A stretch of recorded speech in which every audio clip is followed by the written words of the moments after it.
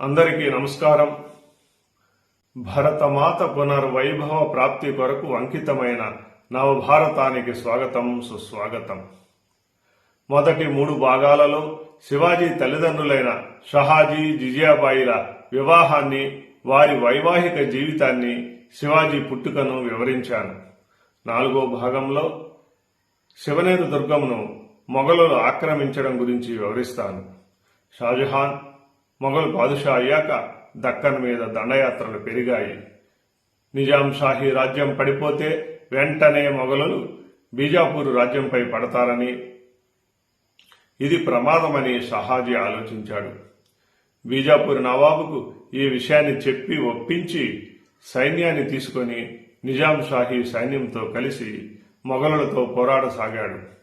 షహాజీ దగ్గర సైన్యం తక్కువగా ఉన్నా మొఘలులతో వీరోచితంగా పోరాడసాగాడు. మొఘల్ సైనికాధికారి త్రయంబక్ కోటను పట్టుకొని దానికి అధిపతిగా మహల్దార్ ఖాన్ను నియమించాడు.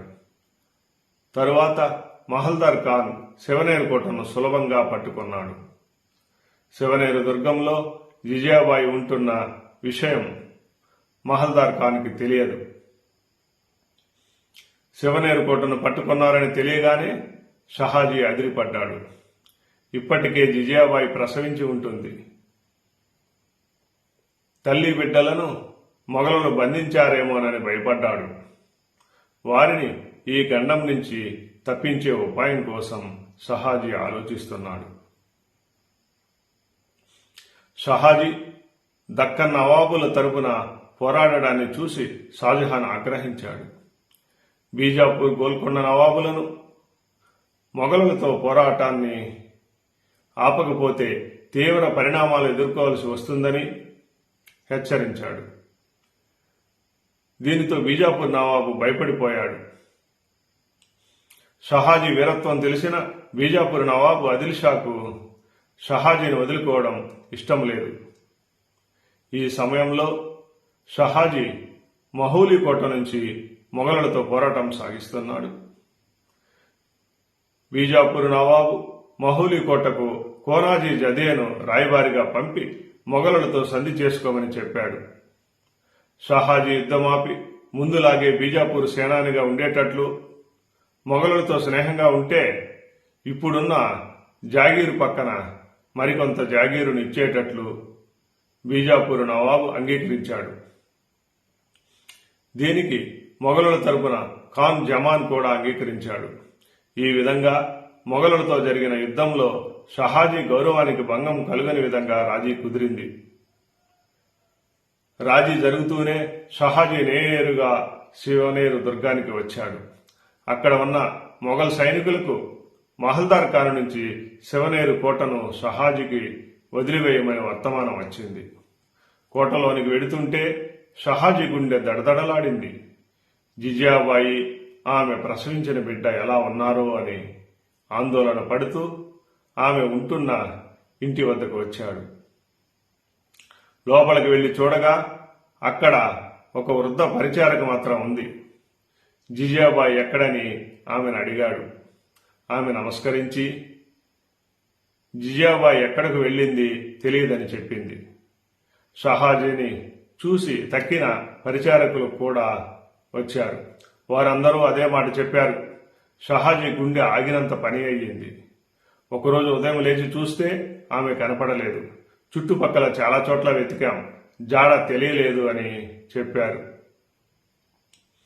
చేసేది లేక భారమైన హృదయంతో జిజియాబాయి కనపడితే బీజాపూర్కు చెప్పి పంపమని షహాజీ వెళ్లిపోయాడు.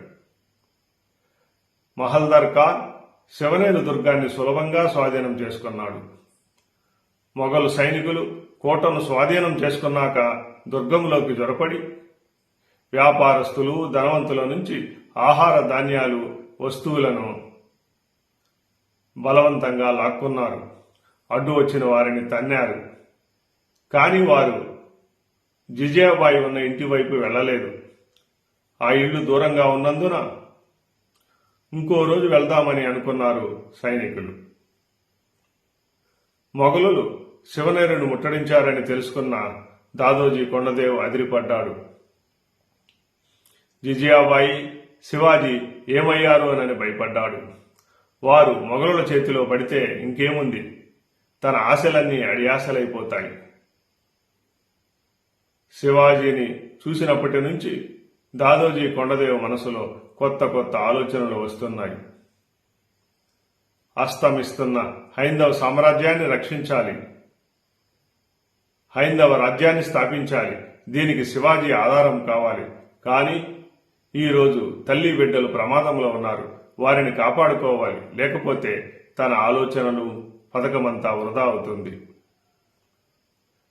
దాదోజీ కొండదేవ్కు శివనేరు దుర్గం గురించి పూర్తిగా తెలుసు. జిజియాబాయి శివాజీలను కాపాడడానికి దాదోజీ మనసులో ఒక ఆలోచన తలుక్కుమంది. మహల్దార్ ఖాన్ శివనేరును ముట్టడించిన విషయం తెలిసి జిజియాబాయి చాలా భయపడింది. మొఘల్ సైనికులు ఇళ్లను కొల్లగొట్టడం చూసింది. ఒకవేళ మొఘల్ సైనికులు వచ్చి తన బిడ్డను పట్టుకుంటే ఏం చేయాలి? చీమ చిటుక్కుమని శబ్దం వచ్చినా సైనికులు వస్తున్నారేమోనని భయపడుతున్నది. ఆమెకు తన ప్రాణాల మీద తీపి లేదు, కానీ ఆమె భయమంతా శివాజీ గురించే. బాల శివాజీకి ఇదేమీ తెలియదు. హాయిగా నిద్రపోతున్నాడు. ఆలోచిస్తూనే బిడ్డ పక్కన పడుకుని నిద్రపోయింది. అర్ధరాత్రి కావస్తోంది. కోట కాపలా కాస్తున్న సిపాయిలు నిద్రపోయారు. వారైనా కోట ముందు భాగంలో ఉన్నారు, కానీ వెనుకలేరు. రోజు 2-3 సైనికులు మాత్రం కోట వెనక వైపు గస్తీ తిరిగేవారు. ఆ రోజు వారు కూడా లేరు. జిజియాబాయి ఉన్న ఇల్లు కోట వెనక భాగానికి దగ్గరగా ఉంది. ఆ రాత్రి బాగా చీకటిగా ఉంది. కోట వెనుక భాగంలో సన్నగా వెలుగుతున్న కాగడా కనపడింది. 3 వ్యక్తులు కోట గోడ ఎక్కి లోపలికి దిగారు.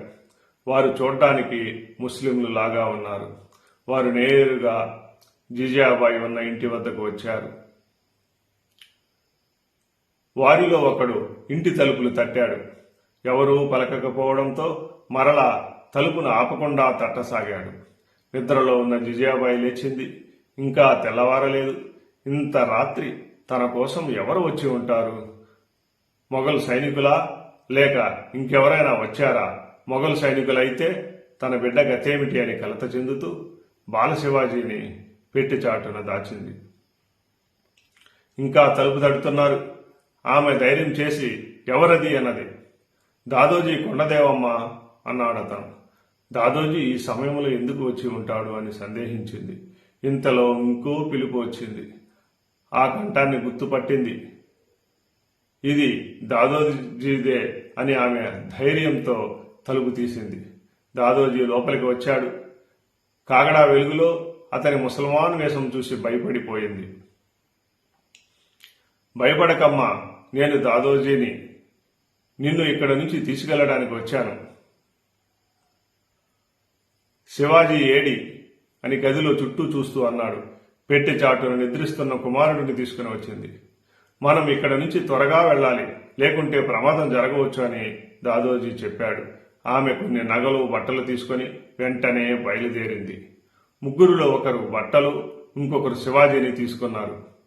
చీకటిలో ఎవరికీ అనుమానం రాకుండా కోట దిగి వెళ్లిపోయారు. తెల్లవారాక వారు తమ వేషాలను తీసివేశారు. జిజియాబాయి అలసిపోవడంతో ఒక మర్రిచెట్టు కింద కొంతసేపు విశ్రమించారు. మొఘల్ సైనికుల కంటపడితే ప్రమాదమని నేరుదారిన కాకుండా అడ్డదారుల్లో, తోటలు, డొంకదారుల గుండా వారు ప్రయాణం సాగించారు. మీరు రాకుంటే చాలా ప్రమాదం అయ్యేది అని దాదోజీ కొండదేవుతో జిజియాబాయి అన్నది. భయం ఎందుకమ్మా? నీవు రాజమాతవు అవుతావు, నీ కొడుకు రాజవుతాడు.